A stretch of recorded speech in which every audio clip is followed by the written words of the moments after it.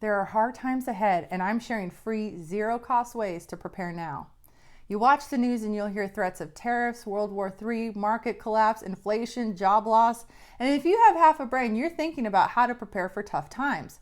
But prepping gear like solar panels, generators, food dehydrators, water filtration systems, they're expensive. It adds up quickly.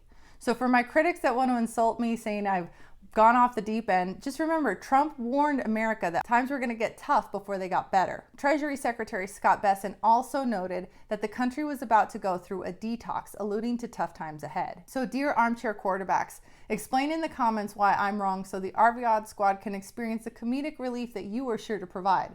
I'll also be sure to talk extra slow so you can understand. For those of you who are awake but not woke, give this video a thumbs up. It'll help us get this video to more people out there. So seriously though, nothing would be easier for me than to sit here and list 10 things you need to buy now to prepare. I mean, there's already tons of videos like that. But let's be real, what if you don't have the money? What if you're on a fixed income or you're already financially stretched thin? Because the dollar doesn't go as far as it once used to. Does that mean you're out of luck? Absolutely not. The fact is, I have found many things you can do right now to prepare that don't cost a penny. But fair warning, stay till the end because I'm going to share 2 huge traps, 2 caveats, dire warnings that you do not want to miss at the end of this video. All right, so let's start with the huge mindset shifts that this is going to require. Because without the will to persevere and the mental toughness, you are cooked. There is no room for emotionally triggered victimhood. We need grit. Navigating what's up ahead will take inner fortitude that only comes from a strong sense of personal responsibility and faith. The cause of the world's problems isn't nearly as important as what we plan to do about it. And faith is going to play a huge part in persevering through and navigating the tough waters ahead. Faith is the only thing that will help us avoid worry and focus on the solution. I usually don't do this, but I am going to defer to scripture. Matthew chapter 6, verse 25. Therefore I say to you, do not worry about your life, what you will eat, what you will drink, nor about your body, what you will put on. For is not life more than food, and the body more than clothing? Look at the birds of the air, for they neither sow nor reap nor gather into barns, yet your heavenly Father feeds them. Are you not of more value than they? Faith that no matter what happens, even if the worst situation happens, God's got us, will move mountains. God's going to provide. Our job is to pay attention. My job is to deliver the message that He put on my heart. This is why habituating a daily practice of gratitude will also be crucial, because guys, it could always be worse. Now, along with the resilience and faith, there's another monumental mind shift that's going to have to happen, and that's how we view and optimize our resources. We need to start reusing everything like now. There's a reason why those that went through the Great Depression never threw anything away, and that reason is they know firsthand that everything has multiple purposes. Remember, when you buy something, you also buy the packaging. And we live in such a single-use, disposable society that we forget to reuse the glass, plastic, and paper that comes with the consumer products at no additional cost. We paid for it already. For example, consider keeping jelly jars or the pickled food jars so you can start canning. That way, all you need to do is get new lids. When you buy fruit and vegetables, consider harvesting the seeds. Lettuce stored in water regenerates. Potatoes that sprout can be planted. You see where I'm going here? We've been trained to buy, consume, but we need to shift our mindset from consuming to creating and cultivating. An extreme example I found when researching zero-cost ways to prepare for hard times was preppers taking extra food condiments from fast food restaurants to stockpile at home. Now I kind of chuckle, I'm sure we all do, but who am I to pass judgment on anyone that's in desperation? Lord knows if my kid was hungry, I'd do whatever was necessary. So while I'm not advocating that we all start stealing ketchup packets, I'm suggesting that if we do take extra condiments, or anything for that matter, we have a responsibility to use it, save it, or not take it at all. Because throwing stuff away haphazardly is not really an option. Along with this shrewd resourcefulness, I believe it's time for us to become students. With local libraries and YouTube University, watching free videos on YouTube, there is literally nothing that we cannot learn or figure out. Google is great, minus the whole spying thing. And we live in a time where any information we could ever want is literally at our fingertips. So when I say become students, here are some of the types of things that I would recommend we all start learning. Let's talk foraging. Did you know that many plants that we consider weeds are actually edible, like dandelions?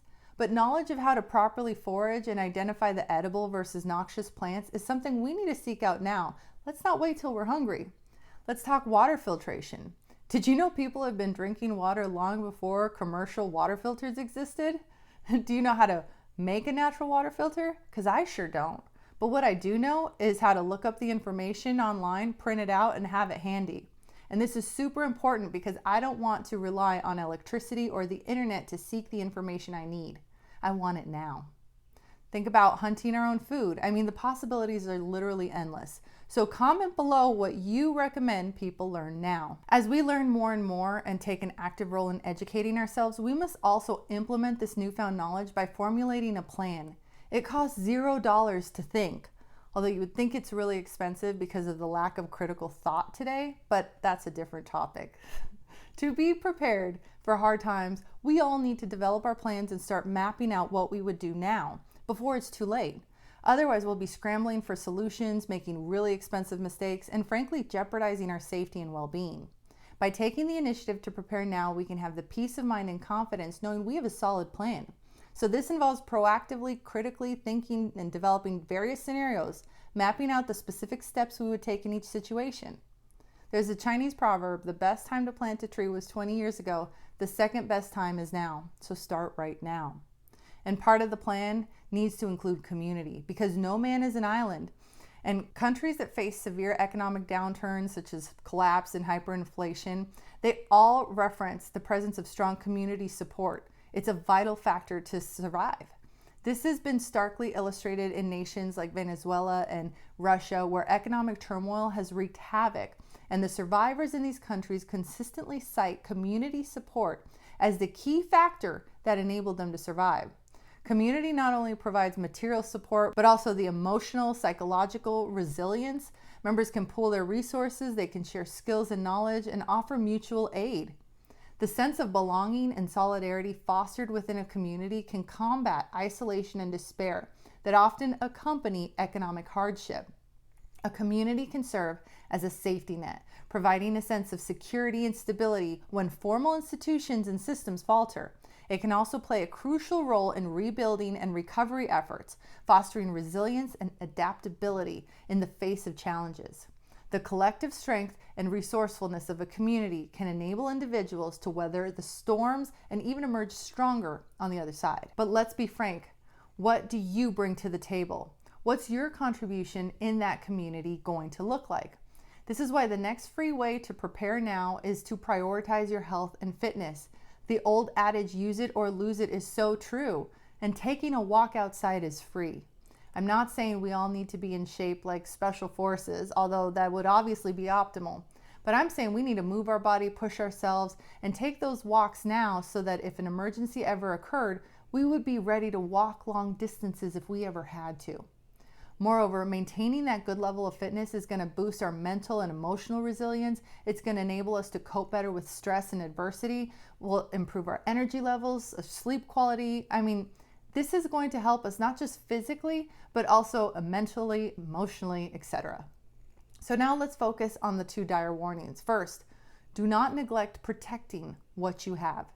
Whatever plan you may have, it also needs to include how you're going to protect your resources, because the people that have not planned are going to be looking for those who have. It is very important to be able to defend your resources. Thieves are not the only vermin out there. Don't forget about the actual vermin like mice and insects. They can cause havoc in your stores. Don't be penny wise and pound foolish. It's one thing to be judicious and yet another thing entirely to be miserly. Use your resources wisely. Make the most of what you have by focusing on being handy and MacGyver-like, but don't become a hoarder. It's okay to throw away trash. Remember, cleanliness is next to godliness for a reason.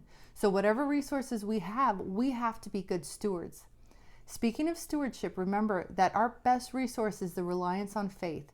There's no reason to fear, but it doesn't take away from our obligation to care for ourselves, our loved ones, and one another.